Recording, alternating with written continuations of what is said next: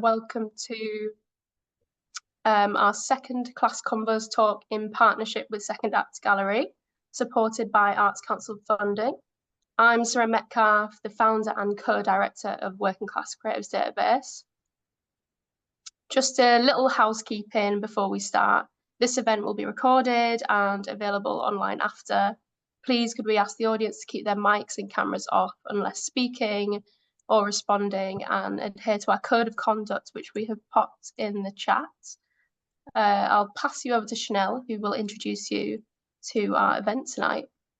So in this session, we'll be addressing alternative routes to PR.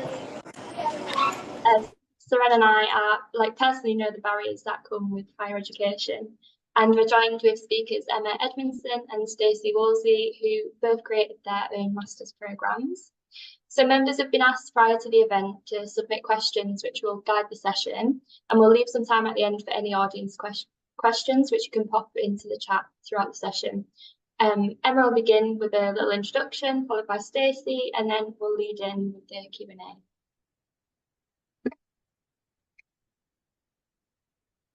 Cool. Shall I kick off then? Let's go. Okie dokie. Well, thanks everyone for being here. My name is Emma Edmondson. I'm an artist and organiser based down in Southend-on-Sea, where I am standing at the moment. And in 2015, I set up TOMA, the other MA, which launched with its first cohort in 2016. So TOMA is based in Southend-on-Sea in Essex and currently supports over 30 artists at the moment over an 18-month programme. And TOMA is currently the only postgraduate level art programme in the whole of Essex, which is like super wild because all others were stopped by their host universities. You know, post all the issues that happened with the recession and the Brown Report. And so TOMA is really both a response to this lack and also to the hierarchies surrounding accessing traditional universities. So we support artists who have faced barriers accessing art education in the art world. We don't care about people's CVs, just the work they make and really importantly, how they want to interact in the world. TOMA's artist run, that's really important. And the programme is shaped collaboratively with participants, meaning it's responsive, a bit slippery and eel-like, I like to call it, within its structure.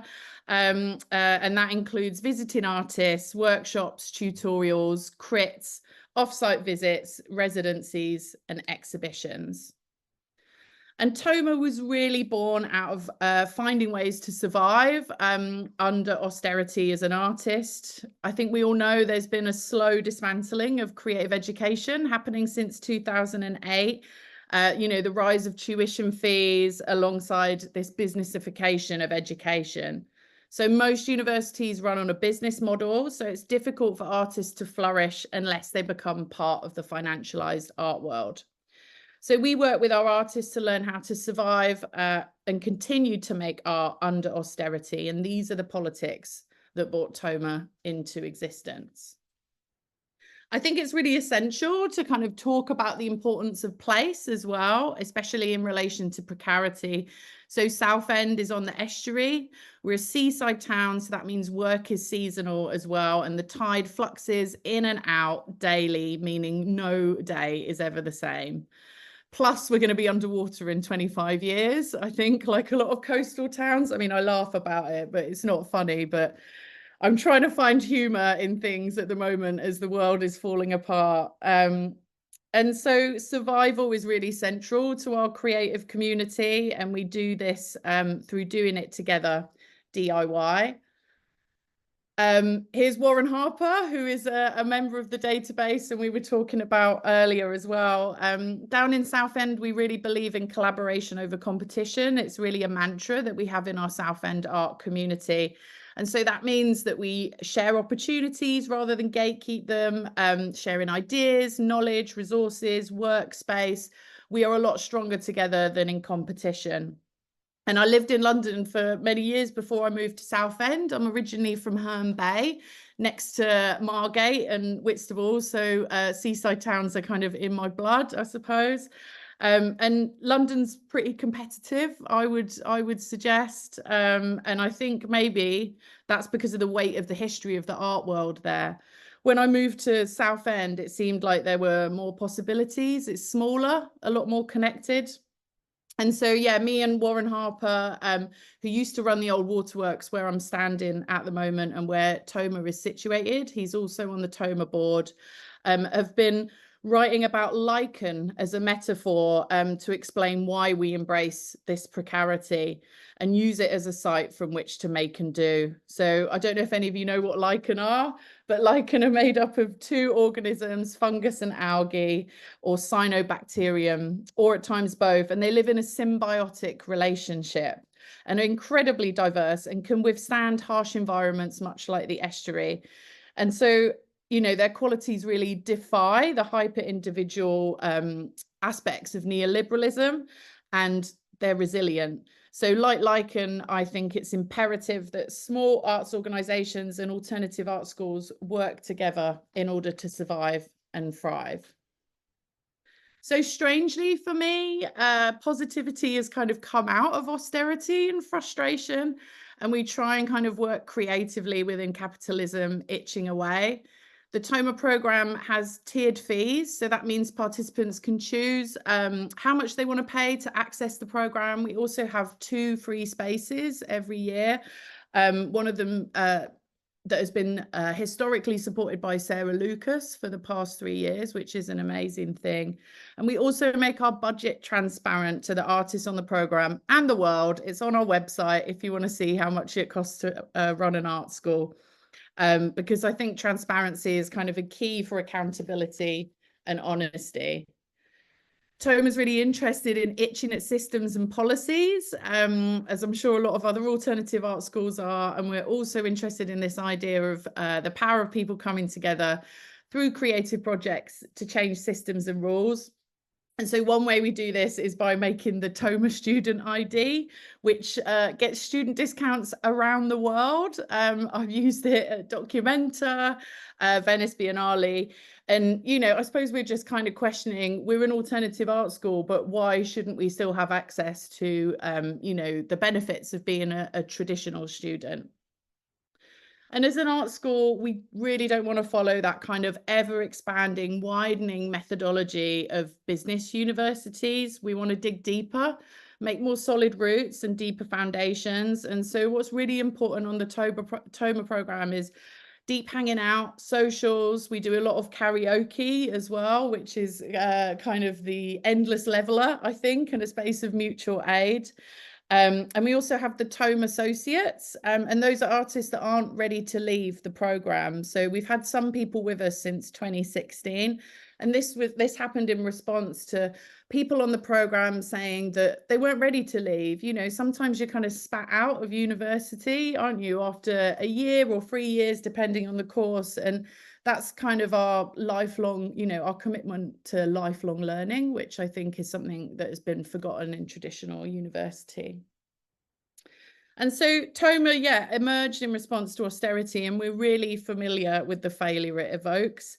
And in this way, we adapt and respond to our network's needs, as well as upskilling practitioners for artistic survival. We really put an emphasis on learning together, failing together, and succeeding as a group, as you can see here from me not having a proper spirit level, but using a lemonade bottle. I would suggest that a darker liquid does work better. So TOMA works within a circular economy. That's really important, how we function.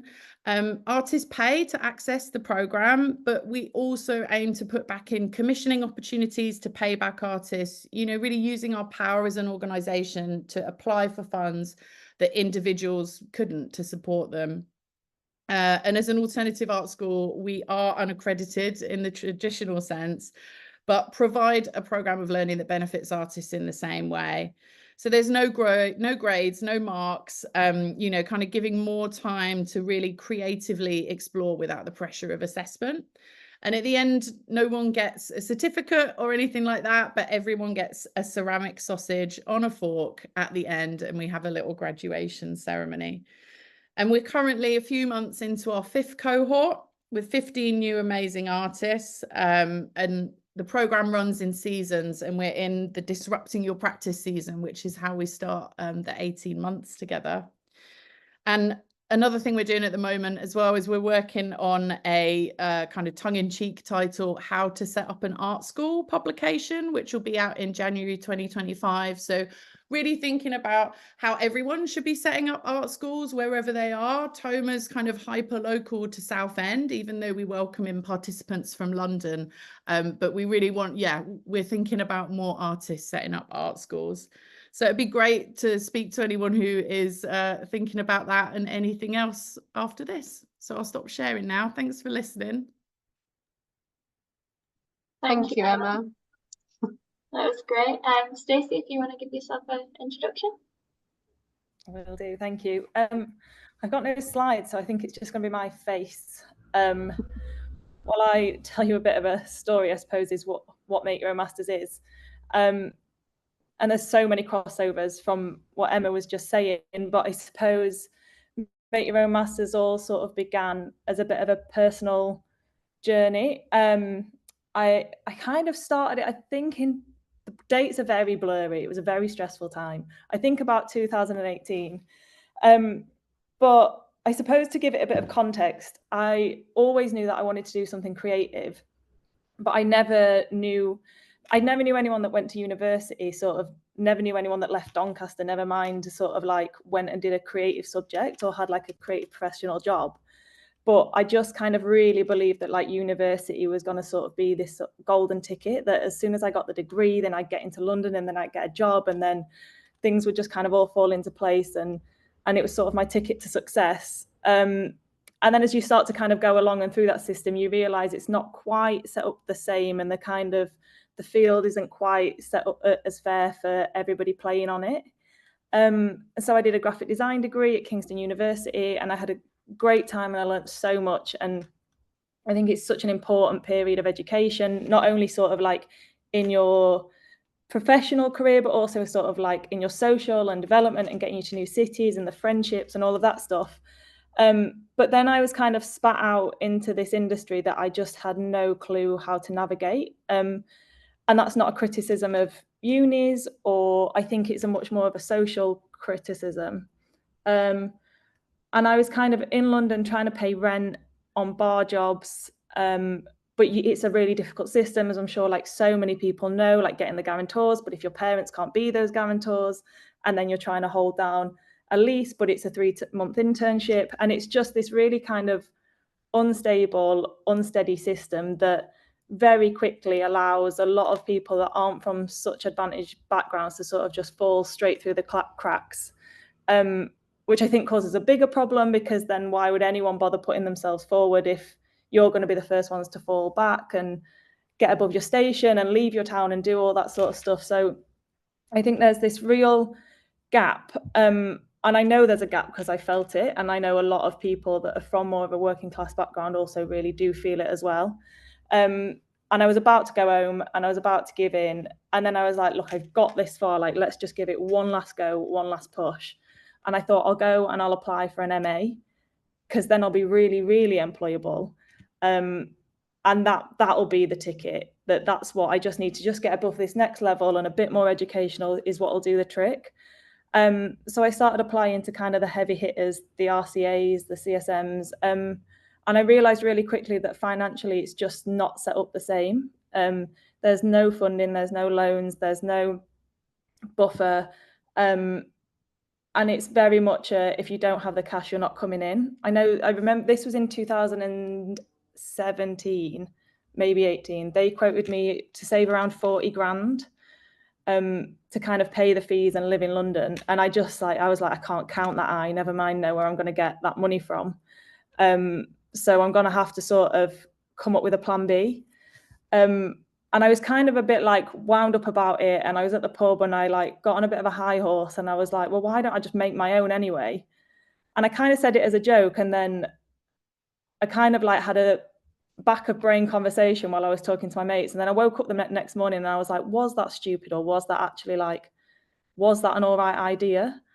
Because I figured that if I was going to dedicate that 2 years to learning, Why does that need to be inside a certain building? And I appreciate and I respect that there's so many brains within those buildings, but what I've also learned is that there's also a lot of barriers to them. So I just set this sort of the first thing I did was I drafted this email, because I was really aware that like the cockiness of just saying I was going to do it on my own wasn't going to really, like, I feel like I've got more confidence as the years have gone on, but I was very like shy and timid about this whole thing. And I really realized that I could use learning as a bit of a lens to kind of like ask for help and ask for support. And so I drafted this email that just explained the situation and that I was going to spend a year sort of learning.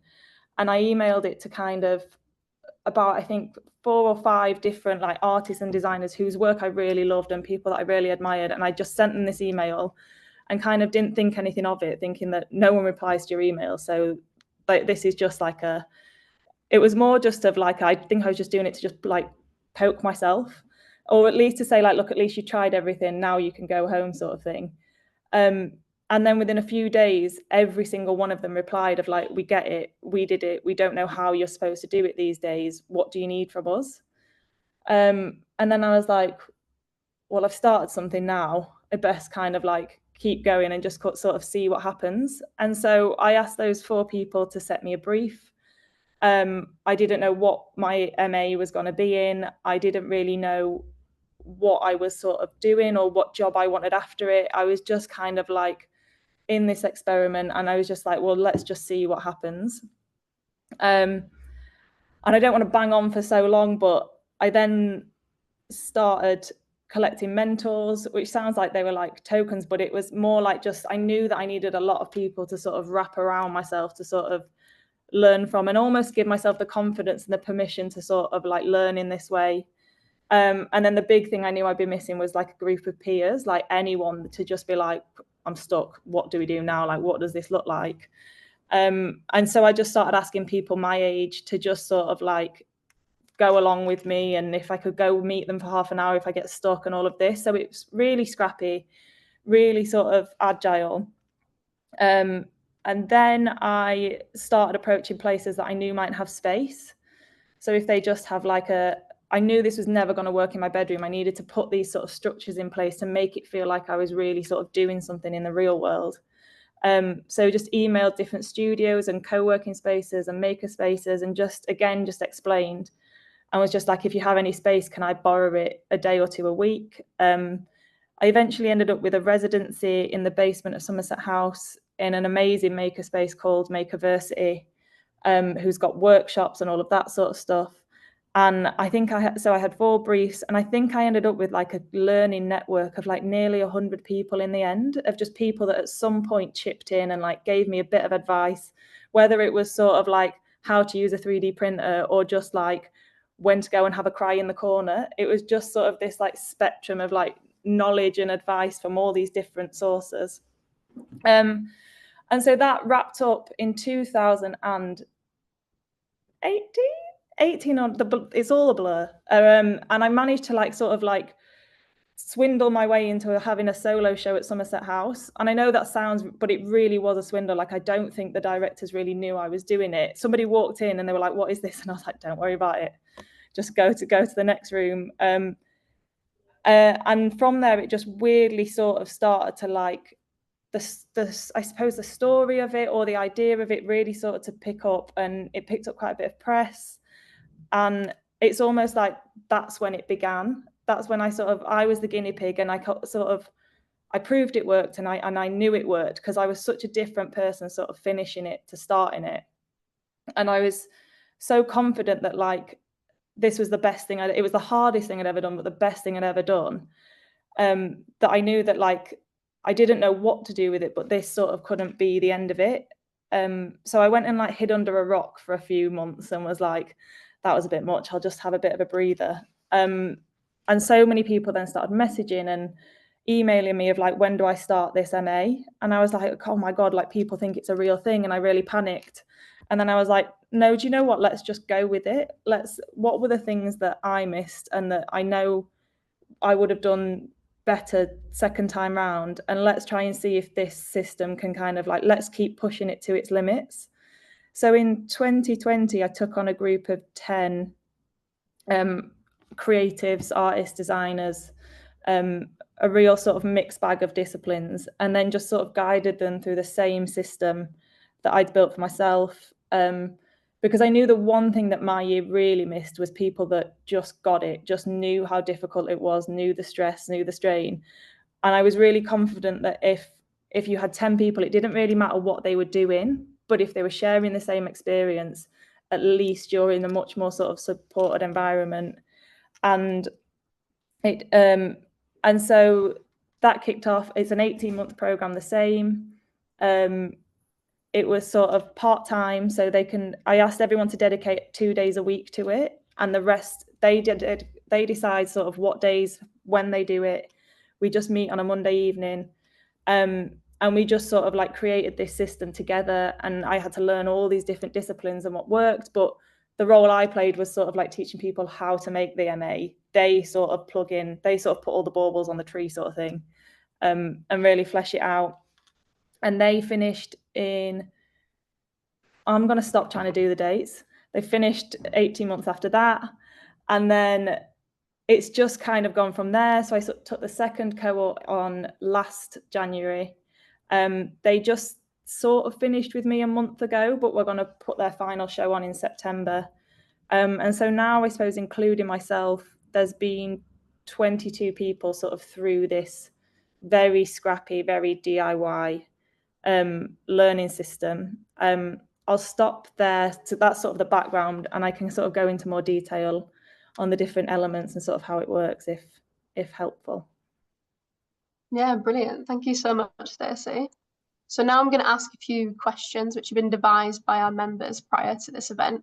You both kind of answered, I guess, some of them, but I'll ask them anyway. And yeah, you can kind of choose whether to answer it or not. So the first question is about inspiration and motivation. So what inspired the creation of the projects that you've been running? I mean, I just wanted to say to Stacie, like, I was writing some notes, and the experiment, I think, is the most important thing in terms of if anyone wants to set anything up. There is no kind of right or wrong way to do it, and kind of being able to embrace failure. But yeah, much like you, I was pissed off. I was frustrated with everything, and yeah, lack of care, lack of intimacy. And kind of wanting to address this lack in Essex. But it's kind of, for me, it's like working with the hellscape rather than against it.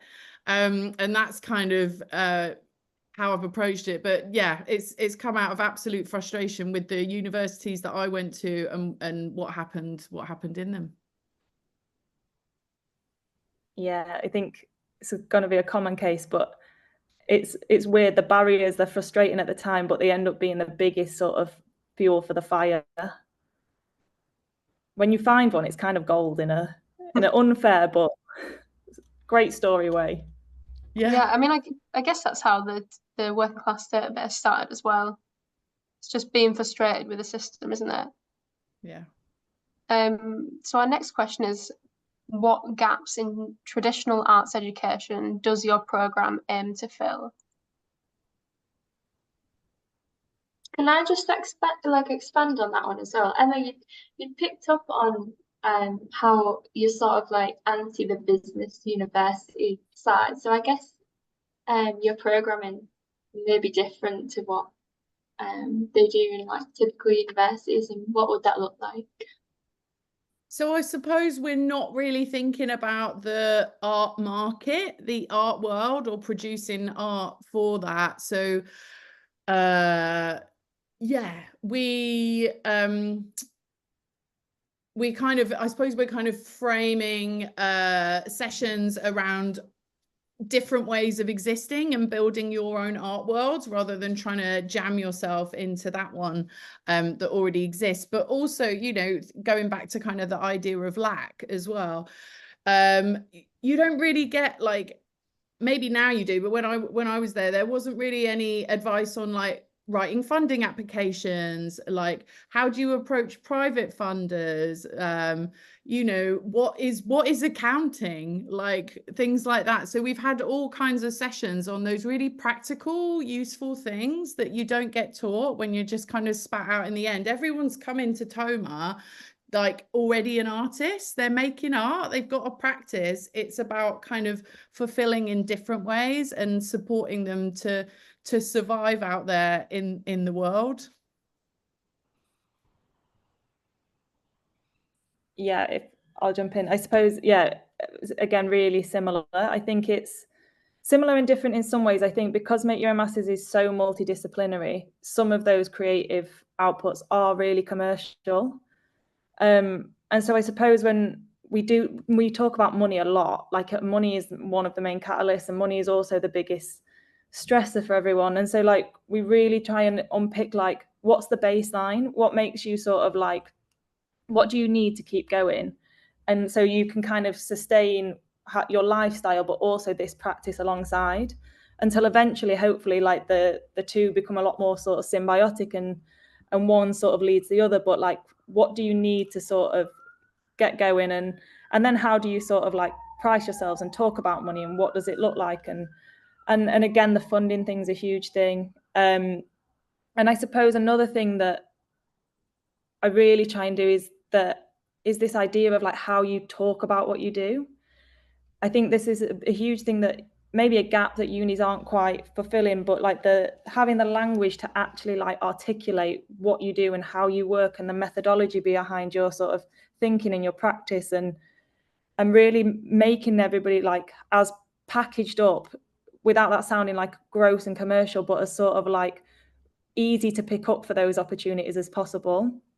It's those sort of details that I think are missed. And then I suppose the final one is the really horrible side of it, but like the sort of network side, or the sort of like learning that like how to navigate these spaces and places and relationships, and sort of really trying to break down a lot of the fear of like what that is. It's really just sort of like people talking to people about stuff they love. It's, you don't have to, I think there's like a underlying fear that you have to like put a bit of a front on, or a bit of a poshness on, or a bit of a professionalism, but it's really trying to be like, no, like let's really like get you able to talk and be and sort of do you in the best sort of way possible.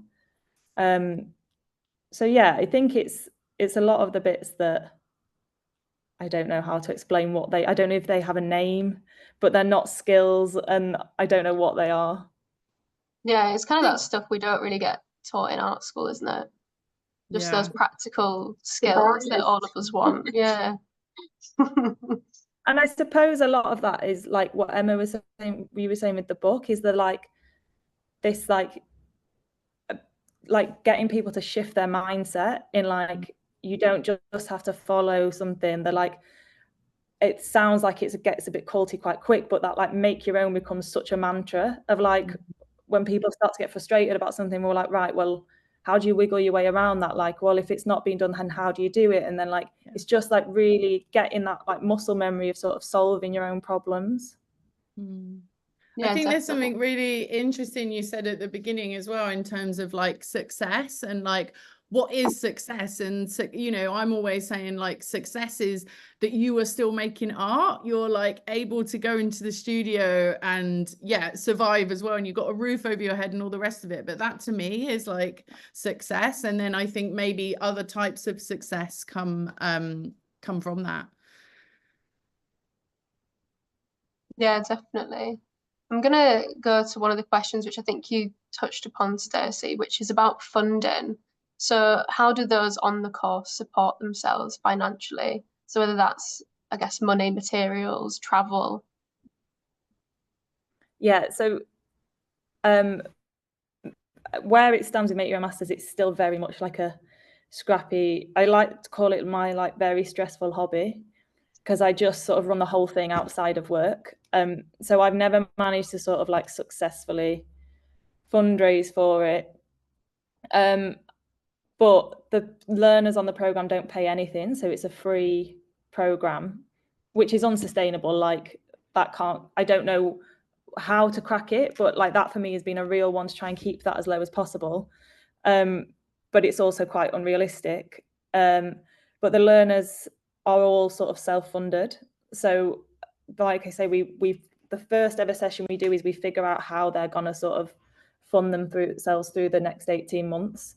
So how much do they need to work? Is there a way we can sort of figure out to get higher paid work so you can drop down a day? Like really sort of hacking that money problem. And then the program's 18 months, but within that there is 6 months so there's like 2-month work breaks 3 times throughout it, and we call those work breaks. So it's not your typical, it's not as fair of like typical summer break, go off and have a 2-month jolly. It's more, these are the months to like stop worrying about money, stop worrying about making your own masters, just go stock up again, and then you can come back and put this time sort of back into your learning and back into yourself. But we've done so well with like a lot of in-kind support. We've got a lot of free spaces, which is so helpful, so valuable. The Couple Project, I'm not sure if anyone's heard of them, but they've been incredible with us, helping us find studio spaces and things like that. So yeah, it's very scrappy DIY, but things need to change. I don't know quite how to do it just yet. But everybody is sort of here off of their own self-will, sort of pushing it forward. Yeah, I mean, a lot of the artists on our program work maybe full-time or part-time, and that's where we kind of meet on evenings and at weekends. But I think I kind of said in my initial introduction, we're really interested in circular economies and this kind of tiered payment and transparency. So yeah, Stacie, like you say, we realized that we couldn't survive charging, you know, what we were charging initially, which I think was £40 a month. But for us, it's all about this transparency. So letting the group know, you know, each year, like I said to you at the beginning, we are in a 20 grand deficit every 18 months. So all the program is subsidized, and I then fundraise to kind of fill that gap. And then we try and, you know, pay back the artists on the program by making sure they've got a fully funded residency, and then also kind of feeding back these opportunities, these paid opportunities, and maybe commissions throughout the program. So again, it is kind of itchy and scrappy, and we definitely haven't got it 100% right, because I don't think there is a 100% right way to do it. So yeah, I mean, I'd love it if it was free. I think it would be brilliant if like all education was free again and alternatives didn't need to survive, you know, didn't need to exist, but that isn't the case. And I think we're kind of putty in the gaps, aren't we? Yeah. This, sadly, that like make your own masters, if not to make it up, but if I just decided tomorrow I wasn't going to do it, it doesn't exist. Yeah. And it's so like, that's just unbelievably unsustainable. So I either have to figure out a way to make it work, or it just doesn't. And that's the reality of running these things, I suppose. Yeah, and I think you kind of touched upon this, Emma, about Sarah Lucas, but do you have partners that kind of have helped you, have supported you in these projects, whether, you know, financially or just mentorship or anything like that? Yeah, 100%. Like, yeah, Sarah came to visit us as a visiting artist, and then she gave us some money to put on a show, and then I asked if she'd support you know, a free space, and she has done for the past 3 years. And so I don't know, I'm kind of cheeky and like I'll just ask and people can say no, and that's kind of the way I do it. So we have artists who might give their time in kind. So Mark Leckie usually visits every year as well, and always gives his time in kind. We do apply for Arts Council funding for special projects, and then I was talking to you just before we came on this call. We're really kind of looking at going backwards, I suppose, in terms of funding, because public funding is so hard to get at the moment. You're having to put in an Arts Council app like 3 to 5 times, which is just not sustainable. Again, Stacie, it isn't sustainable to do anything like that. So we're looking back to this kind of old patron model. Like people giving smaller pockets of money to build up that deficit that we're running with. And it is wild, because like I set up Toma as well because I wanted to do an MA, and I did the first year as well, so it was totally accident. And now, like, yeah, I'm doing accounts, like thinking about all these kind of things, which is, yeah, it's a big responsibility, but we're kind of finding ways to itch through. And I think it is, again, by not just being like, oh, this is the way it's always been done. It's like, how else can we fill these gaps, whether it's time banking, time in kind, as well as those smaller pockets of donations and money. We also do things like have pub quizzes as fundraisers, which do a little special on the bar, and can make some money that way. So that's kind of a good way to fundraise as well. Stacie, do you have anything on that? Me, sorry. Yeah. Yeah. No, I think, yeah, the funding is always managed to escape me. And it's just a difficult time. I'd really like to get to a place where in the minute I'm working and then I'm delivering, and there just isn't quite a third wheel left. But I'd really like to get to a place where I can really sort of push the sort of the funding and the development side of it and rebuild from there. Yeah, and do you think for you the biggest challenges for both of you have been financially? I would say for me, yeah, 100%. And that the first year I tried really hard to get funding and never quite cracked it. And then I got a decent job. So the second time around doing it, I just sort of like gave myself permission, because I can manage it at the minute, not to sort of get myself into that stress again. But it's so tough. It really is. Like, that is a full-time job.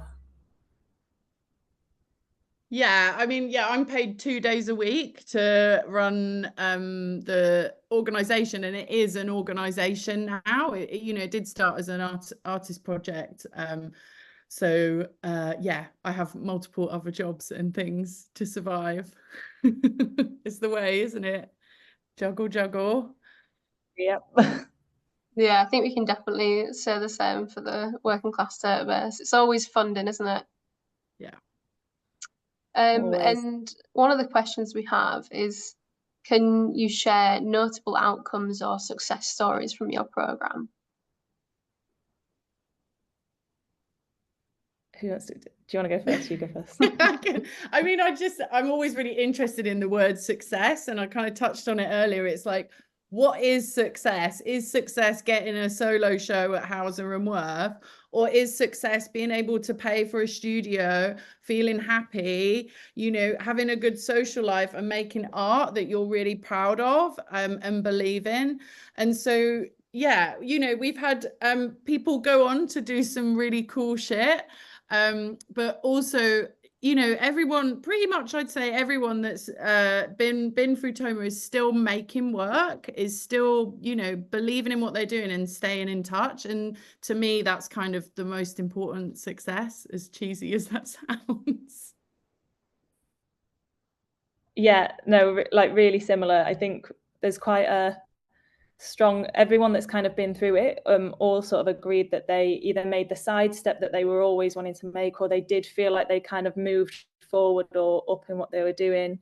I'm trying to wrap my brain for some sort of case studies of, I know from the first cohort, a couple of the girls won sort of like, I know it's a mixed bag of like disciplines again, but a few won some really great awards. They had a show at Somerset House. One of them was an artist in residence at Selfridges and has been doing some really great commercial work with them. A lot of them won quite a bit of funding. The girls this year, Ailish put on a bit of a work in progress show, and she's ended up touring that up and down the country. They got jobs, which was really important for quite a few in sort of ad agencies and commercial places. But yeah, really similar, like every single one of them is now doing what they wanted to be doing in some capacity. Yeah, they sort of like, it definitely was that sort of buffer period that they needed. Yeah, and I think, Emma, it's really interesting thinking about what success is, because it isn't just that big, you know, end picture, or like some people, want to have these big shows, but it is the little steps to, you know, get where you want to get, or just to have that self-development. Yeah, I think, you know, capitalism has taught us that it's about producing, expanding, going higher. And it's like, let's all just be fucking happy. Like, how about that for an aim? And I think you both kind of talked about this, but what support do you provide to the participants after the programs have finished, like kind of keeping in touch, or yeah. Yeah, I could go. I suppose it's quite a baby at the minute, so there is 20 of us, so it's quite easy to kind of like stay in touch.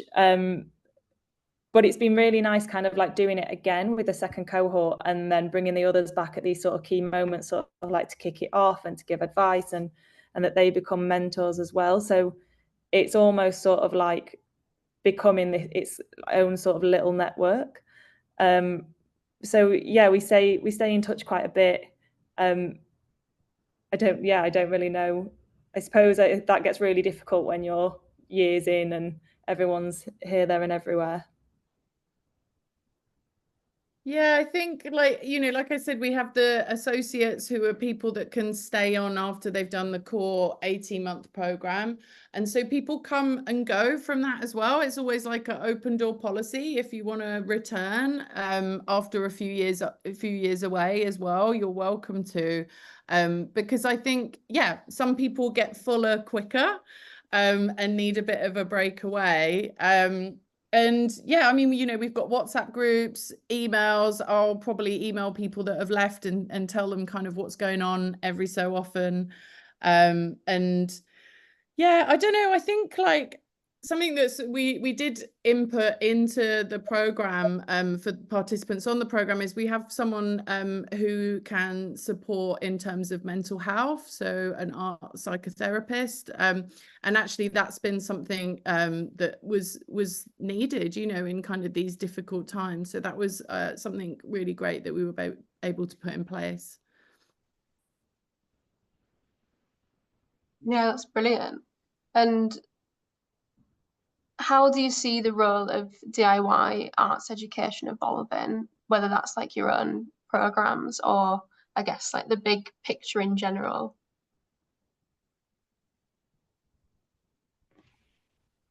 I mean, I've been thinking about this a lot, like in terms of when do alternative art schools are not alternative anymore, or when do, you know, kind of all the alternatives kind of become the mainstream. And I suppose that's something I'm not anti that or anything. It's just something I'm kind of thinking about, because I do think there just needs to be more art schools. There need to be more art schools that are accessible. There need to be art schools that are hyper local and responsive to the space that they're in and understand that location. So I think, you know, something I've seen as well is traditional universities and academics are very interested in alternative models now. And it's like, actually, how do we broker that relationship and that communication so it's not extractive and can be symbiotic, so we can work together to kind of better the whole education landscape?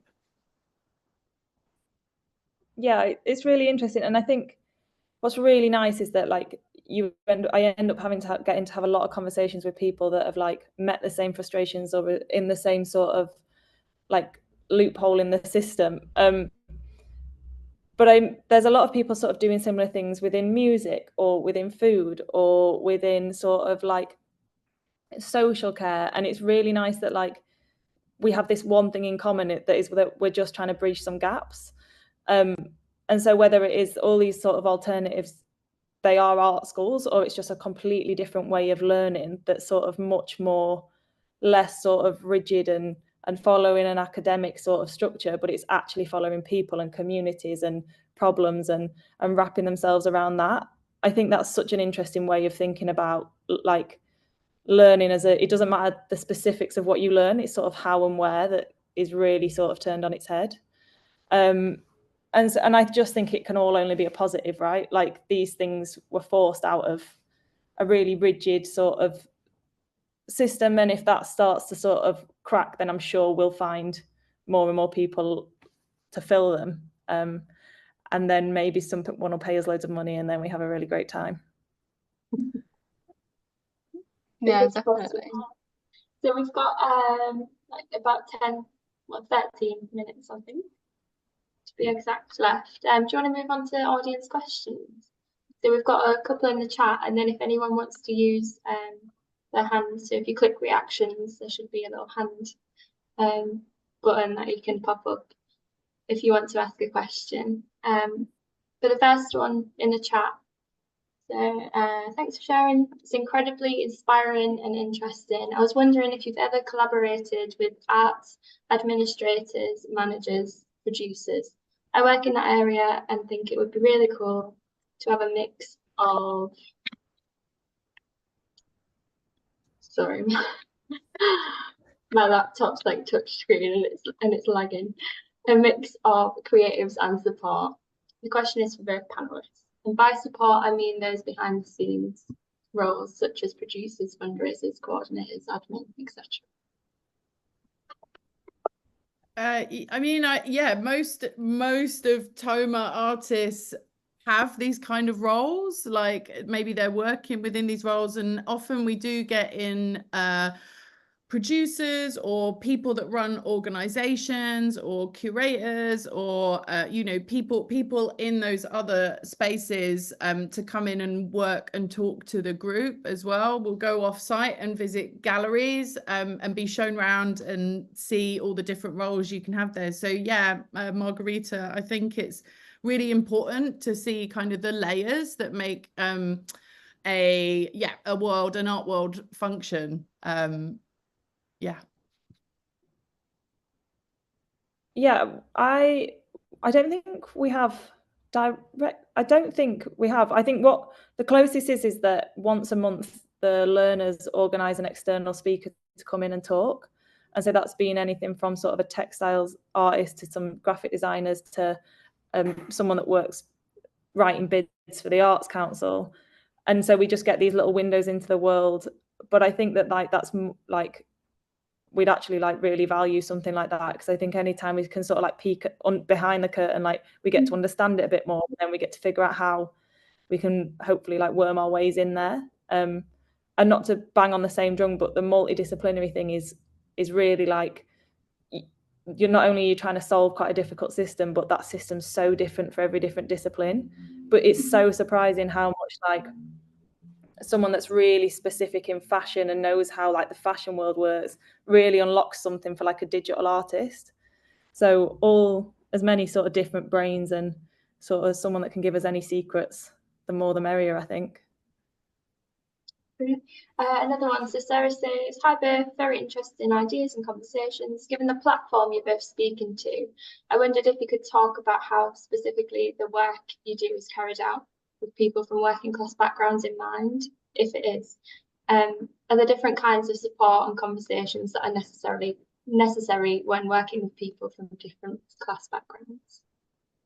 That's a really good question. Yeah, really good. I suppose in my experience is that I don't, again, this isn't formal and I don't have any sort of formal training, or I don't really like, this is all just like learning from experience and sharing the learnings. It's just trying not to sort of gatekeep what I've sort of found behind the gate sort of thing. But it definitely seems to, because I've kind of lived it and I get it, it definitely seems to hit different with you can just feel the people that walk through the room that know what you're talking about. And there has been a bit of a mixed bag on Make Your Own Masters. There's definitely been quite a few working class people, but there's also been people that face different barriers like age or sort of disability or whatever like that. But I think I don't know if I change anything or if I like cater anything different. It's just sort of through that sharing of experience, but really sort of like, I know the problem. And I've now sort of like, there's been quite enough few people through here where I've seen how that problem plays out in different ways as well. And so I think it's just kind of like listening more and really get in the money conversation. Like, let's be upfront about it. What are you struggling with? What do you actually need? Like, let's get that out of the way. And then we can sort of like slowly chip away at the sort of maybe the confidence bit and the maybe not knowing how to ask, and the, well, that sort of like this idea of asking for a mentor. Well, don't ask for a mentor, just ask for 5 minutes coffee with someone, and like just it's slowly like building people up, I think is being the trick. I don't know if I'm doing it right. I don't know if I'm kind of like making things worse, but I think it's just sort of like learning and trying your best. Yeah, I think, you know, we talk a lot about imposter syndrome on Toma as well. It's something we talk about a lot, and the money conversations. Like, you know, Toma is kind of born out of austerity. We're kind of shooting out of the rubble that is that shit that we're still living in. And I think for us as well, like Toma, yeah, comes from an embodied experience. So, you know, we are working with a lot of neurospicy artists and artists of working class backgrounds, and that is, you know, we're making sure that that is really represented in terms of like who is being invited in to come and speak, who is on the board as well, the Toma board, you know, shaping the kind of organization. So for us, I think, yeah, pretty much the same as you, Stacie. Like we're trying to get it right, but trusting kind of embodied experience and yeah, a genuineness, I suppose. Thanks, great. So there's no more questions in the chat. Does any of the other audience have any questions? If not, I've got one myself.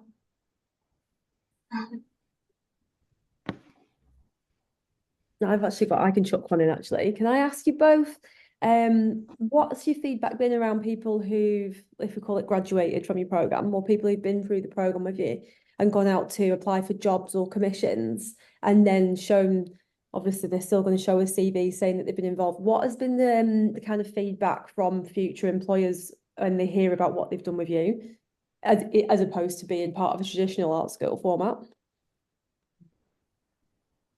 I know in a lot of the cases with Make Your Own Masters is that when I started it, I kind of thought I had nothing to lose, because the worst case scenario is that like I just had some new work to show people. And I really believe that if I was going up against someone for a job and we were on a similar pegging in terms of like what we'd done and all of that, like who, if you were an employer, would you hire? Would you hire the person that managed to sort of like buy their way, not that that's discrediting it, but there is a price tag to it, and managed to get that? Or would you hire the person that couldn't but found a solution and did it and stuck it out? And I think, and I've met with like the deans of a very big uni, and he kind of asked me, like, he was really asking me questions on like what I do and how, and he was like, the one thing that you can prove that I can't prove is that you prove those soft skills.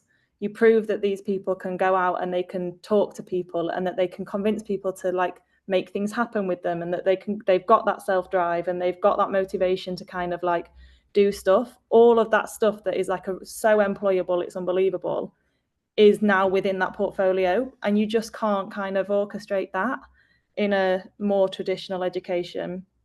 And so I think in terms of the employability, the irony is you probably now, well, I know a lot of the guys did have an advantage. In terms of getting commissions, I don't know if they're as sort of like sold on your work ethic, but it's just sort of like, it's a leveler, and it's a way to sort of like start a conversation and really get people to sort of understand where you've come from and why you want this so much, sort of thing. Awesome. What about you, Emma? I mean, yeah, people put Toma on their CV. Toma's on my CV, my artist CV, but I think it kind of makes me think back to this idea of like, when do alternative art schools stop being alternative? And I'm not saying they should do, but now, you know, a lot of opportunities for artists will say for recent MA graduates, including alternative art schools. And I think that's fucking great. Like it's a brilliant thing that we're kind of being let into this space that was before just for kind of those unreachable traditional MAs. But I also feel weird about it. in a way as well. I haven't really kind of got a solid I suppose critique on it at the moment. But yeah, I think, you know, people are recognizing that these alternatives do have value in terms of the learning opportunities and what people get out of them, and the confidence that they have when they leave. So yeah, I think it's existing out in the world and being used on CVs, and that's great. Awesome, thank you. We've got like 3 minutes, so yeah, you might not have time to answer. But I'm just I'm interested in like the selection process. Like, do you sort of select people as a joint already established group, or is it just like the one sort of founder or person who selects who's gonna make the next cohort? And like, what do you look for in terms of like portfolio or website, Instagram? What is it that you look at? For me, when I open the applications, I do a first skim through, and then I've kind of like, the last time I got all the other learners to kind of come back and gave them a few sort of portfolios to go through. But the criteria is strongly weighted to need. And so there's a big section on like, what is the barrier you're facing? And because it's just me, like, I also have to be confident that I feel like I can help with that. If it's a barrier that feels like this Make Your Own Masters might be able to provide a solution for it, then let's go to an interview and let's talk about it and figure out what you want to do. If it's a solution that is way out of my depth, or it feels like you probably could go and afford an education, then this isn't kind of the right space for you. So it's definitely heavily weighted towards that. And then what this definitely seems to work best for is people that are just confused. I think if like, there's a lot of the time that quite a well-rounded like illustrator comes through and you're like, your work's beautiful, like you just haven't quite found the opportunity yet. But then there's someone that's kind of like doing set design, but they're also a textile weaver, but they want to make materials. And there's just like, they're sort of like circling around, they're all these different things, but they're circling around like that sort of like that one practice, and they just need time to sort of refine and develop and make that work. So it's not so much turning people away, it's more like figuring out who's going to be the right fit. And it's definitely like need and people I just feel confident that this is something that could really help them with.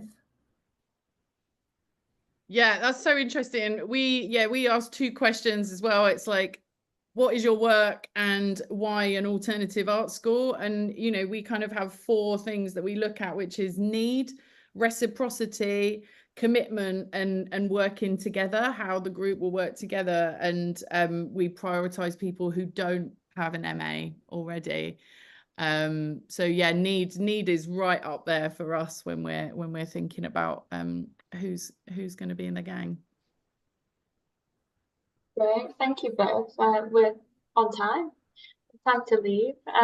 Thanks again to Second Act, Alex from Second Act Gallery, for an Arts Council funding for this programme of events, talks that have been able to happen, and Sarah obviously for programming it with us.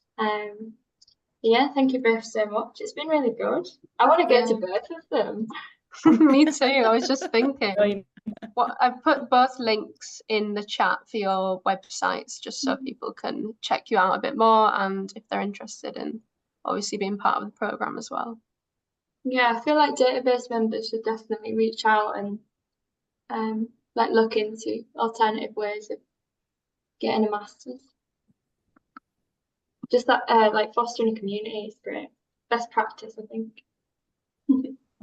Yeah, that's it. Strength in numbers. Massively. Yeah. Thanks so much, guys, for hosting and inviting the chat. Yeah, thank you. Nice to meet you all. Enjoyed it a lot.